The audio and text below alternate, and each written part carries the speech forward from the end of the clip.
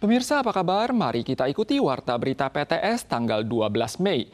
Hujan deras selama 2 hari terakhir memicu laporan terkait warga di Taichung dan Hualien yang terjebak akibat meluapnya air sungai. 13 PMI memancing di gundukan pasir sungai di Taichung kemarin lusa, namun tiba-tiba terjebak pada dini hari berikutnya akibat hujan deras dan meluapnya air sungai. Departemen Pemadam Kebakaran mengirim perahu ke lokasi kejadian kemarin untuk membantu menyelamatkan korban dan untungnya tidak ada yang terluka. Petugas melakukan penyelamatan di sungai dengan perahu. Tanggal 11 pagi, 13 PMI di Distrik Tatu, Kota Taichung memancing di 11 stasiun pompa air Distrik Tatu. Namun akibat hujan lebat dan luapan sungai, jembatan yang semula dapat diakses dengan motor hanyut, mengakibatkan 13 orang terjebak di gundukan pasir. Untungnya mereka berhasil diselamatkan sekitar pukul 7 pagi.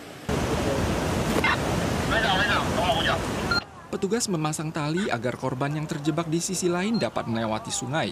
Tanggal 10, Sungai Paliwan di Desa Fengpin, Kabupaten Hualien juga meluap. 23 pendaki Gunung Paliwan terjebak di seberang sungai. Satgas khusus pemadam kebakaran tiba pada malam hari, memasang tali untuk mengangkut materi dan membantu para pendaki menyeberangi sungai. 夜间雨势稍歇后，溪水开始趋缓，然后鱼上有架设绳索系统，然后有本局人员至对岸协助民众脱困。 Sebuah tangki di kilang minyak perusahaan CPC Talin di distrik Xiaokang, Kota Kaohsiung terbakar tanggal 11 pagi karena diduga tersambar petir. Longsor juga terjadi di distrik Heping, Kota Taichung tanggal 10 dan layanan pada jalan provinsial Chongheng pukul 7 pagi juga dibatalkan karena curah hujan melampaui standar. Cuaca berangsur stabil tanggal 12. Hujan hanya tersisa di wilayah selatan Hualien dan Taitung. Suhu di seluruh Taiwan juga akan naik secara bertahap. UN Legislatif meloloskan revisi jumlah hari libur bagi pekerja lewat pembacaan 3 kali Jumat lalu dengan menambah liburan nasional sebanyak 4+1 hari. Serikat Pekerja memberikan tanggapan positif mengenai hal ini. Mereka menilai pengembalian hari libur kepada rakyat dapat mengurangi resiko kerja berlebihan para karyawan. Namun pihak industri merasa di bawah tekanan kebijakan tarif Amerika, saham dan kurs valuta asing, perusahaan yang terpaksa menerapkan cuti tak dibayar dikhawatirkan akan bertambah banyak. UN Legislatif meloloskan tambahan 4+1 liburan nasional. Pihak industri mengeluhkan tekanan tarif dan kurs dan mencontohkan bahwa liburan Typhoon 1 hari saja sudah dapat mengakibatkan pihak industri rugi 30 miliar dolar Taiwan.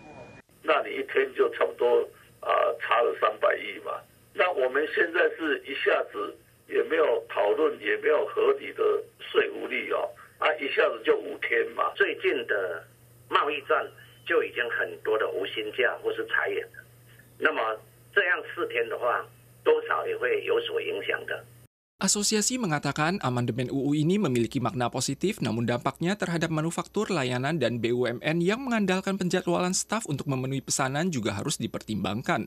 Pemerintah diimbau menyediakan program insentif dan subsidi, memperkuat bimbingan transformasi industri, dan menyederhanakan penjadwalan dan peraturan lembur untuk membantu perusahaan.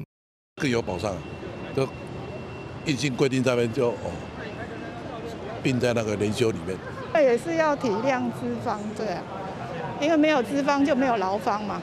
Hampir semua pekerja setuju mendapatkan lebih banyak liburan, namun ada pula yang berpendapat sebaiknya juga memikirkan majikan. Bagaimanapun juga hubungan kedua belah pihak sangat erat, tumbangnya satu pihak akan memengaruhi yang lainnya. Sindikat penipu mengembangkan modus baru dengan menggunakan kegiatan penelitian palsu sebagai alasan untuk mengklaim bahwa siapapun yang mencoba obat baru akan menerima hadiah besar, namun harus membayar pajak sebesar 1 juta dolar Taiwan terlebih dahulu. Namun berhubung modusnya mencurigakan, petugas bank melapor kepada polisi dan berhasil mencegat korban yang hendak menarik uang tunai di bank. Ibu ini bersikeras bahwa ia tidak tertipu dan ingin menarik 1 juta dolar. Seorang ibu di Taichung diperkenalkan orang bahwa Shinsei Universitas Chinese Hong Kong meluncurkan sebuah kegiatan penelitian di mana warga akan memperoleh hadiah besar selama mereka bersedia melakukan uji coba obat herbal terbaru. Ibu ini berpikir ia bisa mendapat hadiah sekaligus menjaga kesehatan dengan minum obat. Maka setelah mendaftar secara sukarela, ia menerima obat uji beberapa minggu kemudian. Namun sindikat penipu meminta ia membayar pajak 1 juta dolar terlebih dahulu sebelum menerima hadiah senilai 200.000 dolar Amerika.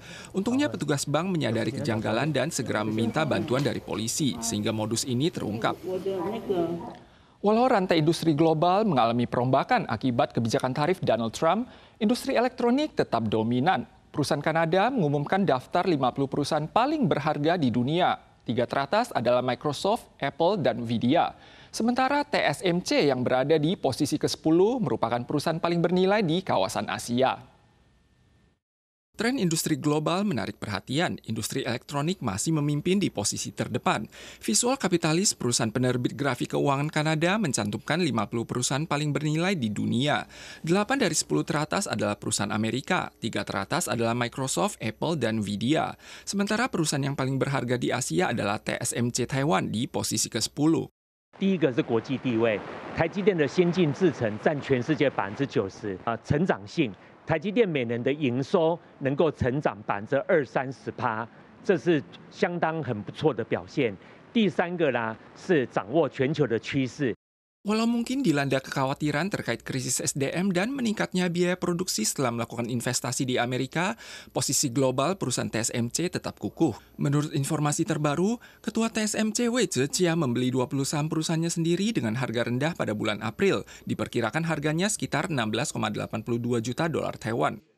的话，那就代表说，第一个他在半导体的这一部分的谈判，我想他应该是最当事人嘛。好，那他自己买的话，代表说对台积电有相当的信心。 Jensen Huang akan segera mengunjungi Taiwan seiring diluncurkannya pameran komputer.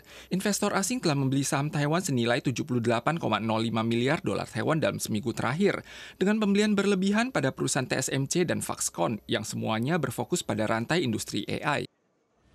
Acara arak-arakan Dewi Ma Cukul Kong Tian Pai Satun telah berakhir pada Hari Ibu kemarin. Para umat memanfaatkan kesempatan terakhir untuk bergabung dalam acara tersebut. Jalan utama di kota Tongxiao Miaoli dibanjiri kerumunan warga. Kegiatan kali ini pun berhasil mencatat sejumlah rekor dan menciptakan kenangan indah bagi para umat. Tanggal 11 dini hari, Dewi Ma Cukul Kong Tian Pai Satun berangkat menuju utara dari kantor dinas perkotaan melewati sepanjang Jalan Bebas Hambatan nomor 1 dan kembali ke Kuil Kong Tian pukul 3:45 sore. Mengakhiri kegiatan arak-arakan 10 hari 9 malam ini, juga mencetak sejumlah rekor. Partisipan yang mendaftar mencapai hampir 330.000 orang. MOTC memberdayakan kereta TRC, THSR, dan Jalan Bebas Hambatan untuk pertama kalinya guna mengatasi kerumunan. Ini juga pertama kalinya dalam 200 tahun Dewi Macu singgah di kuil Shou Tian Song Puoling Nantou sebagai tempat singgah tertinggi dalam sejarah. Pemirsa sekalian, sekian Warta Berita dari PTS. Kita sua lagi di lain kesempatan. Sampai jumpa.